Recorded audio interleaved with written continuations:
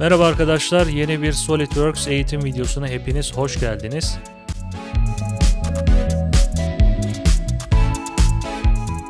Bu eğitim videosunda sizlere SolidWorks'te nasıl yeni belge oluşturulur ondan bahsedeceğim. SolidWorks'te yeni belge oluşturmak için birkaç yöntem var. Bunları size hızlıca anlatacağım. Zaten oldukça basit bir konu ve kısa bir video olacak. İlk olarak şu logonun üzerine geldiğiniz zaman sağa doğru bir menü açılıyor. Bunu sabitlemek için şu ikona basabilirsiniz. Wrap basıyorsunuz. Daha sonrasında File, New diyorsunuz. Ve bu şekilde yeni bir dosya oluşturma ekranına ulaşmış oluyoruz. Daha sonrasında parça, montaj veya teknik resim olarak istediğimiz seçeneği seçip OK diyoruz. Yeni belgemiz oluşturuluyor. Veya bunun kısa yolu var. Ctrl+N tuşu, Ctrl+N tuşuna basarsanız yine aynı ekrana gelirsiniz.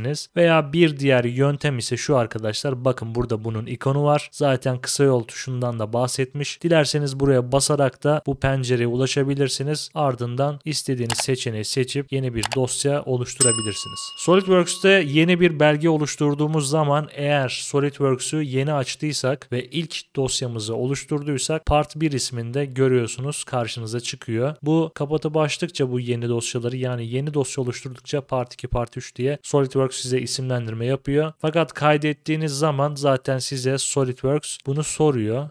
Bakın dosyayı kaydet dedim. Ctrl+S tuşuna basıp dosyayı kaydet dedim. Karşıma nasıl bir isimlendirme yapmak istediğimi soruyor. Buraya herhangi bir isim girebilirsiniz. Örnek veriyorum, ben örneğin bir kalemtıraş çizeceğim. Kalemtıraş diyebilirim gibi.